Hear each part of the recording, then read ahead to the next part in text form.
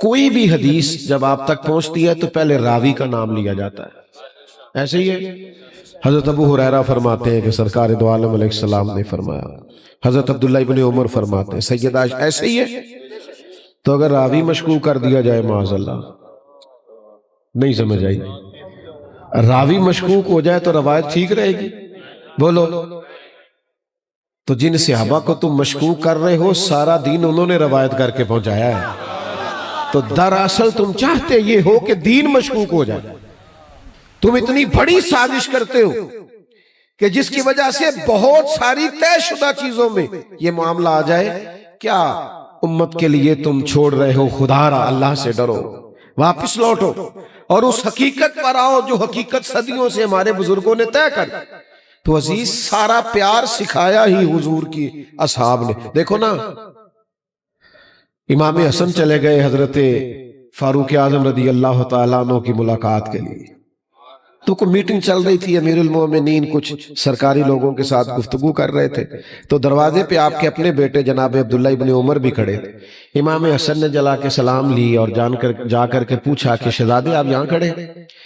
کہا میں ملنے آیا تھا والی صاحب سے، لیکن کچھ لوگ آئے ہوئے ہیں تو امور حکومت میں کچھ مشاورت چل رہی ہے، تو والی صاحب نے مجھے کہا تھوڑا انتظار کر لیں، تو میں انتظار میں کھڑا ہوں۔ تو امام حسن کہنے لگے ٹھیک ہے، میں بھی پھر کسی نماز کے وقت میں مسجد میں مل لوں گا۔ حضرت عبداللہ ابن عمر فرمانے لگے حضور آپ نے جانا ہے تو چلے جائیے، انہوں نے تو مجھے روکا ہے۔ کہا نہیں شہزادے، مسئلہ نہیں ہے، ہر نماز میں ملاقات ہوتی، قربان جائے۔ میٹنگ ختم ہوئی، حضرت عبداللہ ابن عمر کو اجازت ملی ملاقات کی، تو جناب امیر المومنین کی خدمت میں عرض کی کہ حضور جب میں منتظر تھا تو امام حسن بھی آئے تھے، تو میں نے ان سے کہا کہ آپ جائیے ملاقات کر لیجئے، پر انہوں نے کہا جب امیر المومنین نے آپ کو یہاں رکنے کو کہا ہے تو کوئی مسئلہ نہیں، میں بھی مسجد میں مل لوں گا۔ یہ دیکھو میں کس شخص کی بات کر رہا ہوں، میں آپ کو کیا بتاؤں میں کس کی بات کر رہا ہوں۔ یہ وہ عمر ہے کہ کسی نے بہکانا تو کیا ہے، ان کو دیکھ کے تو شیطان راستہ ہی بدل جاتا ہے۔ یہ وہ شخص ہے، یہ وہ شخص جس نے اس انداز میں حکومت چلائی ہے کہ اپنا اور بیگانہ مجبور ہے کہ اس دھرتی پہ اگر کسی نے عدل قائم کر کے دکھایا ہے وہ تو حضرت فاروق اعظم کی ذات پاک۔ اتنا بڑا آدمی، لیکن نسبتوں کے احترام کا رنگ دیکھو کیسا ہے۔ حضرت فاروق اعظم رضی اللہ تعالیٰ عنہ مسجد نہیں گئے، گھر نہیں گئے، امام حسن کے گھر چلے گئے، شہزادے کے دروازے پہ دستک دی، تشریف لائے، کہا جناب آپ آئے تھے تو بغیر ملے واپس آ گئے، تو وہ عرض کرنے لگے امیر المومنین آپ کے اپنے شہزادے کھڑے تھے، کہا ان کا اور آپ کا کیا مقابلہ؟ آپ بات کو سمجھیں، ان کا اور آپ کا کیا مقابلہ؟ اور یہ کبھی کبھی ہوتا ہے، کبھی کبھی اس اساتذہ پہ اتنا پیار آتا ہے جب اپنی عزت مقام محبتیں دیکھتے ہیں لوگوں کی تو دل کرتا ہے نچھاور کر دیں اساتذہ اور مشائخ پہ سارا کچھ، جن کے قدموں میں بیٹھنے سے چار جملے کہنے آئے، تو پھر ان لوگوں کا کیا منظر ہوگا جنہوں نے حضور پاک کی بارگاہ میں بیٹھ کر نگاہ نبوت سے فیض پایا۔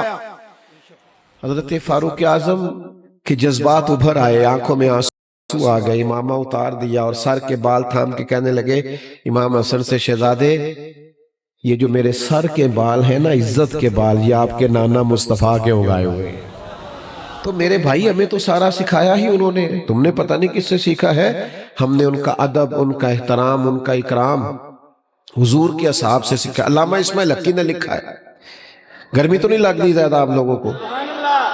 میں اللہ کے فضل سے کوئی ایسی بات نہیں کیا کرتا جو لگی لپٹی ہو، اور خوشامد سے اللہ نے ویسے ہی بڑا بچا کے رکھا ہے، کبھی ضرورت ہی نہیں پڑی، اللہ جانتا ہے کبھی ضرورت نہیں پڑی۔ کروں مدح اہل دول رضا اور پڑے اس بلا میں میری بلا، میں گدا ہوں اپنے کریم کا، میرا دین پارا ہے نہ ضرورت ہی نہیں پڑی، سانو تخت ہزارے دی لوڑ کیے، نالے کی لگے شہر بمبول دے نال اسی تے اپنی بال کے سیکنے، ضرورت نہیں کبھی پڑی۔ لیکن آپ کو دیانتداری سے کہتا ہوں، محفلوں میں اکثر مجھے قوم کی فکر ہونے لگتی ہے، یہاں پنکھے لگا دیے گئے قریب قریب کر کے، اور آپ کے پاس وہ ساری سہولت موجود نہیں ہے، تو بار بار دل میں اتنی سپیڈ سے تقریر کرتا نہیں کوشش کر رہا ہوں کہ تھوڑے وقت میں زیادہ باتیں کروں اور گفتگو جلدی سمیٹ دوں. اللہ تعالیٰ آپ کو ڈھیروں برکتیں دے. میں نا ایک دفعہ ایک جلسے میں گیا تو آپ کو پتا ہے وہ ہم نے ایک بڑا مخصوص طبقہ پال لیا ہے. اللہ تعالیٰ معاف کرے, اللہ عزت دے دیتا ہے تو میری طرح کے لوگ سمجھتے ہیں شاید کو میرا ذاتی کمال ہے, تو وہ چکر میں پڑ جاتے ہیں. تو ایک نقیب صاحب تھے ایک جلسے میں, تو وہ بار بار نا قوم کو, اچھے لوگ بھی ہیں اس فیلڈ میں, بار بار تسی بڑے بے ذوق ہو, تسی سبحان اللہ نہیں کہیں دے, تسی فلان نہیں کر دے, تسی ہاتھ نہیں کھڑے کر دے. مصیبت ہے نا جی کچھ لوگوں کو. تو کچھ اس طرح کا انہوں نے ماحول بنا دیا کہ وہ مجھے ایسے لگا کہ یہ تو مجمع کی توہین ہے. تو اللہ مجھے معاف کرے, چونکہ ہم خود سب سے چھوٹے ہیں تو اتنی جلدی کوشش نہیں کرتے, لیکن میں نے ان کو تھام لیا ہلکا سا اور ان کو کان قریب کر کے نا میں نے کہا ادھر آؤ میری بات سن. میں کہا جنہوں نے تو کہہ رہے نا ذوق نہیں, یہ سارے مفت آئے نہیں, تو 30,000 روپیہ لے آئے نا کولے. ہوں دس انہاں دا ذوق چنگا ہے کہ تیرا ذوق چنگا ہے؟ یہ فری ہے سارے.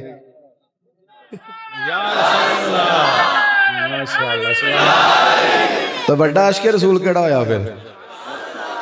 نہیں سمجھ آئی بات کی. اور پھر نقیب خطیب نعت خواں آتے جاتے ہیں اور نکلتے جاتے ہیں, آتے جاتے ہیں. اور اب یہاں اساتذہ بیٹھے ہیں, پتہ نہیں آپ پہ پیار آ رہا ہے, میں زیادہ باتیں کر رہا ہوں. ایک جلسے میں نا ایک نعت خواں نے نعت پڑھی, قسم رب دی دل پہ میرا ایمان پہ آخدہ ہے کملی والے بھی تشریف لے آئے ہوئے نے. تو یہ قسم اٹھا کے اس نے بات کر دی. اب ہم تو چونکہ اتنی بڑی آنکھیں نہیں رکھتے, گناہگار آدمی ہے, ہم کیسے دعویٰ کر سکتے ہیں کہ کون آیا ہے. تو یہ نعت بھی سنائی تو جانے بھی لگا محفل سے. تو میں کدھر چلا ہے, کہنا میں آگے جانا ہے, میں اتنا لے تو قسم چکی تھے حضور آئے نہیں, آپ ہی ٹور چلا ہے. بڑا تو عجیب آدمی ہے, جہاں سرکار ہے وہاں بیٹھ, تو جہاں کدھر رہا ہے. تو معاذ اللہ تعالیٰ آپ وہ کام نہ کریں اس میں بعد میں مشکل پیدا ہو. آپ دائروں کے اندر رہے, ضابطوں کے پابند رہے. اور یہ بعض لوگ ایسے ہیں جو کسی ضابطے کے پابند نہیں, ان کو کہتے ہیں میرا ذوق آندہ ہے. او بھائی تو اپنا ذوق کول رکھ, اے 10 قرآن کی آندہ ہے, یہ بتا حدیث کیا کہتی ہے, دین کیا کہتا ہے, یہ بتا. ذوق اپنے تک رکھ جو تیرا ہے, عام دام برسر مطلب. علامہ اسماعیل حقی نے لکھا ہے کہ ایک مقام پہ نا اللہ کے حبیب علیہ السلام تشریف فرما ہے, اور وہ جگہ ایسی ہے کہ صحابہ آ کے بیٹھے تو جگہ فل ہو گئی, مزید کسی کی گنجائش نہیں, بظاہر بھرا ہوا ہے سارا حال. میری طرف توجہ کریں, سارا حال بھرا ہوا ہے. تو اچانک نا محفل میں مولا علی شیر خدا آ گئے. ہر صحابی اٹھ کے جگہ دینا چاہتا ہے, سب کو پتا ہے ان کی محبت ایمان ہے, ان کا بغض نفاق ہے, سب جگہ دینا چاہتے تھے, لیکن سب سے پہلے وہی اٹھے جن کا نمبر پہلا ہے, حضرت ابو بکر صدیق. فوراً اٹھے, اپنی جگہ چھوڑی, حضرت مولا مرتضیٰ شیر خدا کا بازو مبارک تھاما, اپنی جگہ پہ لا کے بٹھایا. کچھ لوگ بڑے سیانے ہوتے ہیں, باتیں زیادہ نہیں کرتے, عمل زیادہ کرتے ہیں. حضرت صدیق اکبر ایسے لوگوں کے امام ہیں, بٹھا کے تو خود جا کے حضرت صدیق اکبر ایک کونے میں بیٹھ گئے. کسی نے کیا تبصرہ کرنا تھا, مدینے والے محبوب بولے. حضور فرمانے لگے دیکھا تم نے میرے ابو بکر نے کیا کیا ہے. اور پھر حضور فرمانے لگے کوئی عزت والا ہی کسی کو عزت دیا کرتا ہے. تو ان کا پیار ہمیں سکھایا ہی صحابہ نے. تیسری بات, چند باتیں اس پر سنیں اور میں ختم کروں. اتنا بڑا مجمع ہے, میں کوئی ماہر نفسیات تو نہیں, لیکن میں یہ بات دعوے سے کہہ سکتا ہوں کہ اگر کوئی بندہ گھر کی کوئی پریشانی لے کے بیٹھا ہے نا یہاں, تو وہ محفل میں پوری طور پہ حاضر نہیں. یہ گھروں کے مسائل اتنے گھمبیر ہوتے ہیں کہ جتنا مرضی بندہ بڑا ہو نا, وہ کسی بھی مجمع میں چلا جائے, اس کا ذہن گھر میں ہوتا ہے یار یہ مسئلہ بنا ہوا ہے, یہ پریشانی بنی ہوئی, جس سے بھی ملے گا یہی دعا کرائے گا.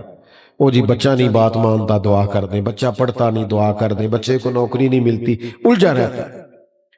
جو لوگ اپنے گھروں میں مضبوط ہوتے ہیں نا, گھر بہترین ہو جاتا ہے, بچے سمر جاتے ہیں, گھر کا ماحول ٹھیک ہو جاتا ہے, وہ باہر بھی بڑے بڑے کارنامے سر انجام دے لیتے ہیں. لیکن جو گھر کے اندر بیچارے مجبور اور پریشان ہو جاتے ہیں وہ باہر بھی کوئی بڑا کام کر سکتے. نبی کریم علیہ السلام نے ہم پہ احسان فرمایا ہے. حضور نے ہمیں اپنا گھر بنا کے دکھایا ہے کہ اس طرح کا بنانا. حضور نے بھرپور خاندانی زندگی گزاری ہے. ازواج مطہرات، 4 شہزادیاں، ان کی اولادیں، بھرپور وقت گزارا ہے اور ہمیں بتایا کن بنیادوں پر تم نے گھر بنانا. یہ زیادہ توجہ کیجئے گا اس مضمون پر. سب سے پہلی بات تو یہ کہ حضور نے اپنے گھر والوں کو وقت بڑا دیا ہے. ادھر دیکھو میری طرف جوانوں، یاروں کے لیے ٹائم ہے. کھانے کھانے چلے جاتے ہو گھنٹہ سفر کر کے، سیرے کرنے چلے جاتے ہو. اپنی اولادوں کو وقت دو، اپنے بچوں کو وقت دو. ایک چھوٹی سی بات بزرگوں سے کرنی ہے، اگر ناراض نہ ہو جائے تو کر لوں کہ رہنے دوں؟ آپ ہاں نہ نہیں کرتے، میرا خیال ہے رہنے دیتے. کر لیں. ہمارے معاشرے میں نا کچھ حاجی نمازی ہیں، وہ کہتے ہیں بچوں کو پیچھے لے جائیں، میں نے نماز پڑھنی ہوتی ہے. چھوٹا بچے پیچھے لے جائیں. میں تو ان پہلا کیا سی تسی ناراض نہیں ہونا. او حاجی صاحب، آپ بچے کو منع کر رہے ہیں، اور یہاں حدیث میں موجود ہے کہ نبی کریم کی سب سے بڑی نواسی حضرت امامہ بنت زینب، جناب سیدہ زینب کی بیٹی، حضور نماز پڑھانے آتے تھے تو نواسی کو ساتھ اٹھا کے لے آتے تھے. آپ نے بارہا نہیں سنا کہ شہزادے حضور کے مبارک کندھوں پہ حالت نماز میں چڑھ جاتے تھے؟ او خدا کے بندے، ان سے پیار کر، یہ مدینے والے کا طریقہ ہے. میں مسجد نبوی شریف میں بیٹھا تھا تو میرے سامنے ایک بزرگ اپنی بیٹی اور داماد کو ڈانٹ رہے تھے. کہہ رہے تھے کہ دیکھو مینوں دوتریاں نالوں اگے کون ہوندا ہے، پر بال مینوں کچھ بھی نہیں کرن دیندے، ایتھے مسیتے بھی وہ میرے پیچھے ہی نے، تھوڑا جہا سنبھالو. تو میں نے ان سے کہا بزرگوں بنتا تو نہیں، پر اگر اجازت دیں تو اب چونکہ میرے کانوں سے بات ٹکرا گئی ہے تو تھوڑا سا میرے دل میں بات آئی ہے، اگر آپ اجازت دیں. کہنے لگے کر لیں. میں نے کہا آپ تو بڑے بختوں والے ہیں، اس مسجد میں نواسوں سے پیار کرنا تو مدینے والے کا طریقہ ہے. تو اللہ نے کوئی ایسا ماحول بنا دیا، وہ تو رونے لگ گئے. کہنے لگے بس ٹھیک ہے، پھر مینوں کام مل گیا ہے، میرا تو یہ رنگ بھی عبادت والا ہو گیا. سمجھ آ گئی؟ او بھائی، بچوں کو وقت دو. تمہیں اس وقت پتا چلتا ہے جب تمہارا بچہ کسی بد عقیدہ کے اور بد کردار کے ہتھے چڑھ جاتا ہے. وہ دوستی کسی برے سے لگا لیتا ہے. کیوں؟ کہ ابا جی نے گھر ٹائم نہیں دیا، وقت نہیں دیا. دنیا میں سب سے مصروف زندگی مدینے والے محبوب علیہ السلام نے گزاری ہے، پر حضور اپنے نواسوں سے پیار کرتے، شفقت کرتے. ساتھ گھر تھا سیدہ فاطمہ کا، مسجد میں دروازہ کھلتا تھا، پھر بھی ایک دن فرمایا فاطمہ آج رات آپ کے گھر میں رہوں گا. سیدہ فرماتی حضور میرے گھر آئے، آرام کیا، ایک طرف امام حسن کو لٹایا، ایک طرف امام حسین کو. رات کو دودھ مانگا امام حسن نے، تو میں برتن میں دودھ ڈال کے دینے لگی تو فرمایا فاطمہ آپ لیٹ جائیے، سوئے میرے ساتھ ہے تو دودھ بھی میں ہی پلاؤں گا. فرماتی ہیں برتن سے دودھ ڈال کے دیا، امام حسن کو دینے لگے تو امام حسین نے بھی مانگ لیا. حضور فرمانے لگے نا بھئی پہلے حسن کو ملے گا. میں نے عرض کی یا رسول اللہ لگتا ہے حسن سے زیادہ پیار ہے. فرمایا نہیں، پیار دونوں سے ہے، پر مانگا پہلے حسن نے ہے نا. پھر حضور فرمانے لگے فاطمہ میں، آپ، حسن، حسین اور یہ جو قریب علی سو رہے ہیں، فرمایا ہم سارے جنت میں بھی اسی طرح اکٹھے ہوں گے. تو پہلے تو اپنے گھر میں وقت دیں. جو صاحب بھی ہیں مہربانی کریں. میں تو بعض دینداروں سے بھی کہا کرتا ہوں، یہ بچے چھٹی جاتے ہیں نا ہمارے ادارے کے ہفتے والے دن، تو میں ان سے کہتا ہوں گھر جا کے نواب نہ بننا، سبزی آپ نے لا کے دینی ہے گھر میں، اماں کے ساتھ سارے کام آپ نے کرانے.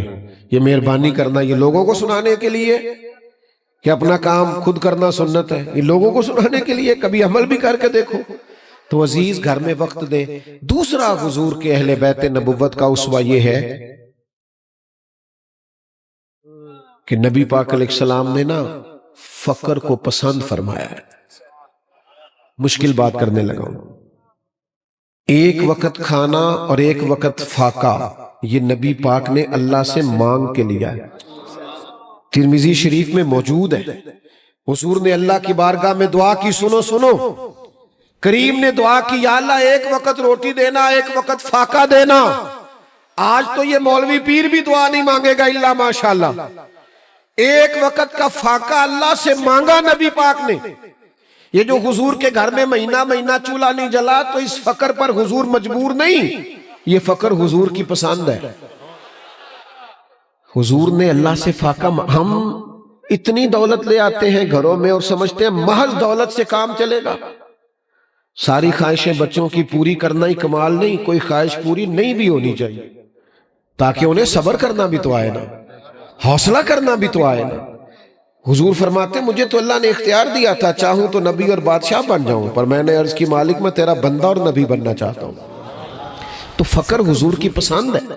گھر میں مہینہ مہینہ چولہا نہیں جلا تو اپنے گھروں میں سادگی کو فروغ دیں. سادگی کو. آج کل مسئلہ ضروریات کا نہیں خواہشات کا ہے. گھر میں 2-4 ہزار کا فاسٹ فوڈ نہ آئے تو گھروں کی رات ہی نہیں گزرتی. تو مہربانی کریں اس پر ضرور توجہ دیں کہ بچوں کو سادگی سکھائیں. دوسری بات، آپ سیرت کی ساری کتابیں پڑھیں جتنی اہل بیت نبوت پہ لکھی گئی. ہر لکھنے والے نے لکھا ہے کہ گھر میں مہینہ مہینہ چولہا نہیں جلتا تھا، پر اسی بندے نے چند صفحے چھوڑ کے یہ بھی لکھا ہے کہ دروازے پہ جو آتا تھا اسے جھولی بھر کے عطا کیا جاتا. ایک ٹائم ایسا بھی آیا ہے کہ سیدہ فاطمہ رضی اللہ تعالیٰ عنہ نے گھر کا کمبل بیچ کے مہمانوں کی مہمان نوازی کی. اگرچہ گھر میں مہینہ مہینہ چولہا نہیں جل رہا پر جو آتا ہے اسے جھولی بھر کے دیتے ہیں. ہم نے یہ سمجھ لیا ہے کہ غریبوں کی مدد صرف MNA صاحب کریں گے، چودھری صاحب، سیٹھ صاحب، ملک صاحب کریں گے. حالانکہ ہمارے نبی پاک علیہ السلام نے ہمیں یہ سبق دیا ہے کہ 2 کا کھانا 3 کو پورا آ جایا کرتا ہے، 3 کا کھانا 4 کو پورا آتا ہے. اور نبی کریم نے ہماری تربیت فرمائی ہے کہ یہاں سے سخاوت شروع کر لو کہ گوشت پکاؤ تو شوربہ زیادہ کر لیا کرو، پڑوسیوں کو بھی شامل کر لیا کرو. اور یہاں سے تو سخاوت شروع کرو نا میرے بھائی. ایک غریب بچے کا خرچ تو اٹھاؤ نا، کسی کی سکول کی پڑھائی کا، کسی کی مدرسے کی پڑھائی. کچھ تو کردار ادا کرو کہ یہ سارا اپنے سیٹوں کے ذمہ لگا دیا. تو مہربانی کریں، سخاوت حضور کے خاندان کا طریقہ ہے. تیسری بات، حضور اپنے سامنے امام حسن اور حسین سے کہا کرتے تھے کہ جہاد کی تیاری کرو. کشتی ہوتی تھی. جب سیدنا عثمان غنی رضی اللہ تعالیٰ عنہ کے کاشانہ نور پر بلوائیوں نے حملہ کیا تو حضرت مولا علی شیر خدا نے سب سے خطرے والی جگہ پہ اپنے شہزادے کھڑے کیے تھے، امام حسن اور حسین. پوچھ لینا علماء سے، دروازے پر کھڑے کیے تھے. پر ہمارا یہ حال ہے کہ آج کل نا کاکروچ دیکھ کے چیخے مارنا یہ برگر فیملی ہونے کی علامت. ہاں چھپکلی دیکھ کے چیخیں لگ رہی ہیں، کیوں جی ہم امیر بڑے ہیں. کمال ہے. ماں اپنے بچے سے کہہ رہی ہے بیٹا سو جا بلی آ گئی ہے، تو یہ جو بلی سے ڈر کے سوئے گا یہ شیر بنے گا. سناؤ اپنے بچوں کو قصے خیبر و خندق کے، سناؤ اپنے بچوں کو قصے خیبر و خندق کے. کہانی سن کے حیدر کی دلوں سے ڈر نکلتے ہیں. یہ انزائٹی، یہ ڈپریشن، یہ ٹینشن دور ہوگی مولا علی کی باتیں سن کے، جہاد کی باتیں سن کے. سناؤ اپنے بچوں کو قصے خیبر و خندق، بہادری بہادری. اور پھر 100 کے لگ بھگ آیات ہیں قرآن مجید میں صبر کے بارے میں. احادیث و آثار و روایات کو جمع کیا جائے تو علماء کہتے 500 تقریباً بنتے، اس میں صبر کی نصیحت کی گئی. اور آج کل جو چیز نہیں ملتی وہ کیا ہے؟ صبر نہیں ملتا. یہ میں ابھی آیا ہوں نا تو مجھے بتائیے کہ ایسا ہو سکتا ہے صحیح ہے کہ پہلے میں کھڑا ہوں ساری محفل سے ملوں اور پھر اسٹیج پہ آؤں؟ یہاں تو شام ہو جائے گی. لیکن اگر انتظامیہ والے کہہ دینا دوستوں سے کہ ذرا تھوڑی جگہ دے دو تو اس کا مطلب ہوتا ہے سارے قریب آ جاؤ. آپ یقین کریں کہ میرے ہاتھ چومنے سے، آپ میرے جیسے گناہگار کے ہاتھ چومنے سے کیا فائدہ ہوگا؟ ہاں ایک بات سے فائدہ ہو سکتا ہے کہ میری آپ کوئی بات مان لیں، اس پہ عمل کر لیں، میرے گناہ معاف ہو. جو کرنے والا کام ہے وہ کرو میرے دوستو. باقی یہ کہ بھاگ دوڑ کرنا، آپ کرتے پیار ہی ہیں، اور آپ پیار کرتے ہیں تو میں اللہ سے ڈر رہا ہوتا ہوں کہ مالک میں اس قابل نہیں ہوں. یہ جو کر رہے ہیں یہ اس نے عقیدت ہے، اس نے ظن ہے ہمیں ایسا بنا دے جیسا یہ سمجھتے ہیں. تو عزیز عمل کریں، صبر کریں، حوصلہ کریں. دیکھو جتنی چیزیں انسان کو بلیک میل کر سکتی ہیں کربلا میں ساری موجود تھی. بچوں کا ساتھ، پھر بچوں کی بھوک پیاس، پھر پردیس، پھر شہادت. تو آج تو میرا خیال تھا چلو آمنے سامنے آئے ہیں تے مچ بال عشق دا سیکاں گے تے ایک دوجے نوں ویکھاں. بیٹا بیٹھ. مچ بال عشق دا سیکاں گے ایک دوجے نوں ویکھاں گے. تھوڑا موقع دے، اطمینان سے، تسلی سے. پریشان نہ ہو جناب. یہ مطلب تصویریں اتنی ضروری نہیں ہیں، اور جلسہ بھی دینی ہے، سیاسی نہیں. کوئی فوٹو بھی نہیں بنے گی پھر بھی کام چلے گا. اس میں جو سب سے اہم چیز ہوتی ہے وہ ادب ہوتا ہے. یہ آپ کو پتہ نہیں کتنی حسین محفل ہے اور کتنی اس میں روحانیت اور نورانیت ہے. آپ اس طرح اس خوبصورتی سے آئے بیٹھے. اللہ آپ کو بہترین جزا دے، اور انتظام کرنے والوں کو اللہ تعالیٰ اس کا بہترین صلہ عطا کرے. میرے دوستو، سب سے پہلے یہ سمجھیے کچھ چیزیں ایسی ہیں شریعت کے اندر جو محض مباح ہیں. یہاں ماشاءاللہ شیخ الحدیث صاحب موجود ہیں، لاہور سے تشریف لائے ہمارے مہمان. باقی بھی ڈھیر سارے ماشاءاللہ علماء موجود ہیں. مسئلہ سنیے گا. کچھ چیزیں مباح ہیں، صرف جائز ہیں. کچھ چیزیں دین کے اندر مستحب ہیں، کر لو تو ثواب ہے، نہ کرو تو گناہ نہیں. کچھ چیزیں فرض ہیں، واجب ہیں، ضروری ہیں، ان کے بغیر گزارا نہیں. صحابہ اور اہل بیت کی محبت دین میں فرض اور ضروری ہے. یہ ضروریات دین کا مسئلہ ہے. آپ دیوانہ نہ سمجھا کریں ان لوگوں کو جو آپ کے لیے جلسے کرتے ہیں، پنڈال لگاتے ہیں، بزم سجاتے ہیں.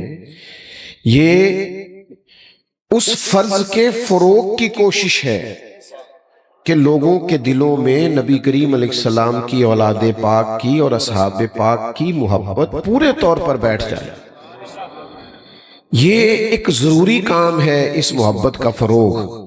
قرآن مجید کی نص موجود ہے. جب کچھ صحابہ نے عرض کیا تھا کہ یا رسول اللہ صلی اللہ علیہ وسلم، ہم یہ کچھ نظر ہر مہینے آپ کی عالی مرتبت بارگاہ میں پیش کریں گے، آپ قبول فرمائیں. آپ نے ہمارے لیے بڑی محنت کی ہے، بڑی تبلیغ فرمائی ہے، تو ہم یہ ہر مہینے تھوڑا سا نذرانہ پیش کریں گے. تو اللہ تعالیٰ نے قرآن مجید نازل فرمایا. اس کو آپ نے سمجھنا ہے. فرمایا قُلْ لَا أَسْأَلُكُمْ عَلَيْهِ أَجْرًا. محبوب آپ ان سے فرمائیں کہ میں تبلیغ دین پر تم سے کوئی اجر نہیں مانگتا. إِلَّا الْمَوَدَّةَ فِي الْقُرْبَى. بس میرے قریبیوں سے محبت کرتے رہنا. محبت کرنا، ہم نہ محبت کرتے ہیں لیکن ہماری محبت کو صحیح رستہ چاہیے. محبت اللہ سے کرنی ہے، اللہ کے رسول سے کرنی ہے، صحابہ اور اہل بیت سے کرنی ہے. اور یہ کرنی ہے، اس کا محض نعرہ نہیں لگانا. اس کا سیزن نہیں ہوتا کہ یکم سے 10 ایک سیزن ہے اور پھر یکم ربیع الاول سے 12 ایک سیزن ہے. اس کا سیزن نہیں ہوتا. یہ فرض ہے. وہ جو کسی درویش نے کہا تھا نا کہ محبت جو ہوتی ہے وہ سینے میں رکھنے کی چیز ہے، طیبہ سے منگائی جاتی ہے اور سینوں میں رچائی جاتی ہے. یہ توحید کی میں پیالوں سے نہیں نظروں سے پلائی جاتی ہے. تو اس محبت کو پیدا کرنا، یعنی آپ کے دل میں جب نام آئے نا حضرت مولا علی رضی اللہ تعالیٰ عنہ کا، تو آپ کے وجود کے اندر حرکت پیدا ہونی چاہیے. جب امام حسین کا ذکر پاک آئے تو آپ کے وجود کے رونگٹے کھڑے ہونے چاہیے. امام حسن پاک کا جب نام آئے تو طبیعت کے اندر ایک ہلچل ہونی چاہیے. جس سے محبت ہوتی ہے نا، محبت، اس کا نام آنے سے نا انقلاب آ جاتا ہے، فرق پڑ جاتا ہے، طبیعت کے اندر بہتری آ جاتی ہے. کوئی آدمی اپنے محبوب سے بچھڑ گیا تھا، عارف رومی نے لکھا ہے، تو پتہ بھی نہیں چلتا تھا اس کا محبوب کہاں رہتا ہے. تو بڑی دوائیں شوائیں کھلائیں، بڑا کچھ کیا. تو پھر ایک حکیم بھی تھے اور عارف بھی تھے. ان کو بلایا تو بلا کے کہا یہ تو بے ہوش ہو گیا ہے، تو سمجھ نہیں آ رہی کیسے بیدار کریں. تو اس نے کہا کہ کوئی شخص ہے جس سے یہ بچھڑ گیا. سمجھ بھی نہیں آ رہی، اس نے بتایا بھی کسی کو نہیں، تو وہ کیا اس پر کیفیت ہے، ڈھونڈے بھی کیسے، تو پتہ بھی کیسے چلے، تو ہوش بھی نہیں۔ تو عارف رومی کہتے ہیں وہ درویش جو بڑے حکیموں کے بعد آیا، اس نے کہا میرے پاس نسخہ ہے۔ اس نے کہا نسخہ دیں آپ، تو اس نے کہا کہ سارے ملکوں کے نام اس کے سامنے لو۔ جتنے ملکوں کے نام یاد تھے وہ لیے، پھر وہ والا ملک بھی آ گیا، تو ذرا تھوڑی سی اس کی آنکھوں میں حرکت پیدا ہوئی۔ اس نے کہا بس چلو ایک رستہ تو مل گیا ہے نا۔ تو اس نے کہا اب اس میں جتنے شہر ہیں شہروں کے نام لو۔ تو جب وہ والا شہر آیا نا، جنہوں ویک کے ٹھر دیاں آکھیاں نے، تے جنہوں ویک کے ٹھر دا سینہ ہے، ربا تیری ساری خدائی چیکی تے شہر مدینہ ہے۔ وہ جب اس شہر کا نام آیا تو اب نا وہ تھوڑا اور ہلچل پیدا ہوئی، تو کب شہر کے محلوں کے نام لو، تو محلوں کے نام لیے، تو محلوں میں رہنے والے بندوں کے نام لو، تو گنی چنی آبادی ہوتی تھی۔ تو جب نام اس کا آ گیا تو وہ کانوں سے کیا ٹکرایا، بندہ اٹھ کے بیٹھ گیا۔ تو عارف رومی کہتے ہیں تو کرے پیار محبوب سے اور پھر اس کا نام آئے تو تجھے سکون حاصل نہ ہو، پھر تیرے ہوش اڑے نہ اور آنکھیں کھلے نہ، یہ ہو کیسے سکتا ہے؟ پیار ہوا اہل بیت نبوت سے اور مولا علی کے نام پہ دل نہ تڑپے، سیدہ پاک کے نام پر آنکھیں حیا سے جھک نہ جائیں، اور حسنین کریمین کے نام پر وجود میں تڑپ پیدا نہ ہو۔ میں ذمہ داری سے کہتا ہوں دعویٰ شعبہ ہمارا ڈھیر سارا ہے محبت کا، لیکن کچھ نظر سی لگ گئی ہے اللہ ماشاءاللہ۔ یہ نہیں میں کہہ سکتا محبت ختم ہوئی ہے، لیکن وہ جو خاص جذبات تھے، وہ جو خاص حسن تھا، وہ جو خاص ایک قسم کی رعنائی تھی، وہ اب ہمیں وہ رمق نہیں نظر آتی، وہ پیدا کرنی ہے ہمیں۔ وہ دیکھو بہت سارے لوگ دولت سے پیار کرتے ہیں، آپ نے ماننا نہیں چونکہ لوگ مانتے نہیں، ماننا چاہیے بھی نہیں، پتہ لگ جاتا ہے پھر، لیکن بہت سارے لوگ دولت سے پیار ہے۔ میں ویسے کچھ ایسے لوگوں کو جانتا ہوں کہ ان کی جیب میں پیسے ہوں تو ان کی صحت بھی ٹھیک رہتی ہے۔ آپ کی نہیں بات کر رہا، میں نے تو کہا کچھ لوگ ہیں اور ان کی جیب میں پیسے نہ ہوں تو ان کی صحت بھی خراب رہتی ہے۔ میں کچھ ایسے لوگوں کو بھی جانتا ہوں کہ ان کی 2-3 تعریفیں کر دیں رات کو تو ان کو نیند صحیح آ جاتی ہے، انہیں شہرت سے پیار ہو گیا ہے۔ عارف رومی فرماتے بیٹا سٹیج پہ تو منع ہے، اعلان کیا تھا، چھوڑ دیں آپ بات سنیں۔ حضرت سعدی فرماتے ہیں کہ لکڑی کو دیمک کھا جاتی ہے اور بڑے لوگوں کو خوشامد کھا جاتی ہے، یہ بیماری لگ جاتی، 2-4 تعریفیں نہ کریں تو بعض لوگوں کو نیند نہیں آتی، شہرت سے پیار ہو جاتا ہے۔ یہ تصویروں کا مسئلہ اتنا پریشانی کیوں کرتا ہے لوگوں کو آج؟ ڈھیر سارے لوگ ہیں بیچارے اپنی فوٹو ہی موبائل پہ لگا کے سارا دن اپنے آپ کو دیکھتے رہتے ہیں۔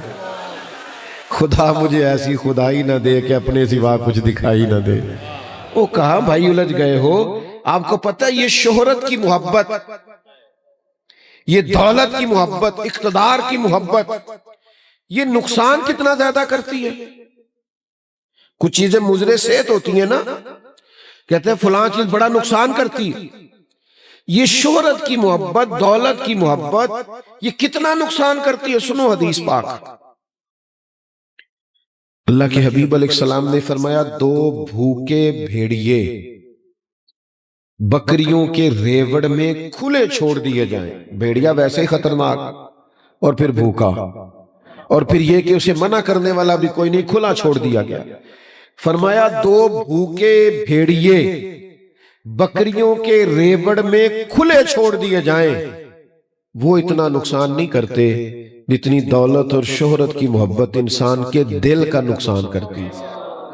لوگ اندر سے اجڑ جاتے ہیں پوری طور پر، انہیں خبر ہی نہیں ہوتی، روح بے آباد ہو جاتی، اندر ویرانہ آ جاتا ہے، پوچھتے پھرتے ہیں میں بور بڑا رہتا ہوں، سارا کچھ ہے سکون کوئی نہیں۔ وہ بھائی سکون تو تب آئے گا نا جب تیری روح کو وہ خوراک ملے گی جس کی ضرورت ہے۔ تو محبت سے کرتا پھرتا ہے، دولت سے، شہرت سے، اقتدار سے، عہدے سے، اپنے آپ سے۔ تجھے حکم تھا کہ پیار کر مدینے والے محبوب سے اور ان کی نسبتوں سے پیار کر سیدنا صدیق اکبر سے، حضرت فاروق اعظم سے، سرکار عثمان غنی سے اور مولا علی شیر خدا سے اور حسنین کریمین سے میں آپ کی خدمت میں عرض کروں، بڑا ہی پاکیزہ جذبہ ہے حضور کی اولاد سے پیار کرنا۔ جو محسن ہوتے ہیں نا، ان کی نسبتیں ویسے ہی بڑی اچھی لگتی ہیں۔ ہم نہ اپنے اساتذہ کی اولاد کی بھی بڑی قدر کرتے ہیں، ہم اپنے مشائخ کی اولادوں کی بھی قدر کرتے ہیں۔ کیوں کہ ہمیں کسی درویش نے کہا تھا کہ اصلاں نال جے نیکی کریے تے وہ نسلاں تاک نہیں بھول دے۔ کسی اصل سے نیکی کرو تو وہ گھر بھی بتا کے جاتا ہے کہ فلانا میرا محسن ہے، اس کا خیال رکھنا۔ تو جس استاد نے دو چار جملے کہنے، سننے، لکھنے کے قابل کیا ہونا، بھائی اس کی اولاد کی قدر کرنے کو بھی دل کرتا ہے۔ تو جو استاد، پیر اور مرشد کی اولاد کا قدر ہے تو دل پہ ہاتھ رکھ کے بتانا مدینے والے کی اولاد کا کتنا قدر ہے، ان کا کتنا اکرام ہے۔ اور پھر کبھی کبھی نا حضور نے اس محبت کو اس طرح بیان کیا، اس طرح بیان کیا ہے کہ ان جملوں پہ مر جانے کو جی چاہتا ہے۔ اتنی وارفتگی سے، اس قدر زیادہ حسن سے، محبوب کی تو ہر بات ہی کیا بات ہے، لیکن ذرا یہ انداز دیکھنا بات کرنے کا۔ کریم فرمانے لگے اللہ سے محبت کرو تمہیں رزق دیتا ہے، اور مجھ سے محبت کرو میں اللہ کا رسول ہوں۔ اور فرمایا میری اہل بیت سے محبت کرو کیونکہ میری اولاد ہے، میری اولاد ہے۔ اصلاں نال جے نیکی کریے نسلاں تاک نہیں بھول دے، ہاں بے اصلاں نال نیکی کریے تے پھول کنڈیاں نال تول دے۔ یہاں ایک جگہ پہ کہا بے اصلاں نال نیکی کریے تے الٹیاں چالا چل دے۔ وہ اور کہانی بنانی شروع کر دیتے، اور کہانی۔ یاد رکھ میرے عزیز، حضور کی اولاد سے پیار کریں۔ کبھی کبھی نا آپ کا دل چاہے جا کے آپ مولانا سے فرمائش کریں کہ آج کوئی اور بات نہیں ہونی چاہیے، آج مجھے امام حسین کے فضائل سنائیں۔ کبھی آپ کے اندر سے آواز آئے کہ آج کوئی امام حسن کی فضیلت میں بات کریں۔ اپنی بیٹی سے آپ کہیں، گھر والوں سے کہیں کہ حضور کی چاروں شہزادیوں کا ذکر آج چھیڑو، ان کی بات کرو، ازواج مطہرات کا تذکرہ گھروں میں ہو۔ لیکن کیا کریں، ہم تو سوشل میڈیا کی پوسٹ لگا کے بری ہو جاتے ہیں، فارغ ہو گئے، ساری عقیدتیں اسی میں آ گئی۔ وہ جو ایک خاص رنگ تھا، وہ ایک ضبط تھا، اور عورتوں کا ساتھ۔ لیکن ایک چیز بھی امام حسین کے قدموں میں کسی قسم کی لڑکھڑاہٹ پیدا، یہاں تو لوگ کھڑے ہی نہیں ہوتے میرے بھائی، حال ہی کوئی نہیں۔ مجھے ایک دفعہ ایک دوست کہنے لگے پیرزادے صاحبزادے انقلاب کیوں نہیں برپا کرتے؟ میں نے کہا جس کے ٹیشو کوئی اور اٹھائے، گاڑی کا دروازہ کوئی اور بند کرے، وہ انقلاب لائے گا۔ صاحبزادے اس طرح کے ہونے چاہیے کہ وہ اسوہ حسنہ پہ عمل کریں جناب علی اکبر کے، حضرت قاسم بن حسن کے، جنہیں کو ٹھہرنا ہے، رکنا ہے، میدان میں کھڑا ہونا ہے، پھر انقلاب برپا ہوتا ہے۔ تو صبر سکھایا حضور کے گھرانے نے ہمیں، استقامت سکھائی، فقر اختیاری سکھایا، اس گھر نے ہمیں جینا سکھایا ہے۔ آج بھی اگر ہم چاہتے ہیں ہمارے گھر بچ جائیں تو ہمیں واپس لوٹنا پڑے گا، اس طرح گھر اس بنیاد پہ کھڑا کرنا پڑے گا جو حضور کا طریقہ ہے۔ میں بات سمیٹنے لگا ہوں، جس گھر میں لقمہ حرام آتا ہے نا، اس گھر میں پھر سکون نہیں آتا۔ اس گھر میں اے سی تو آتا ہے پر نیند نہیں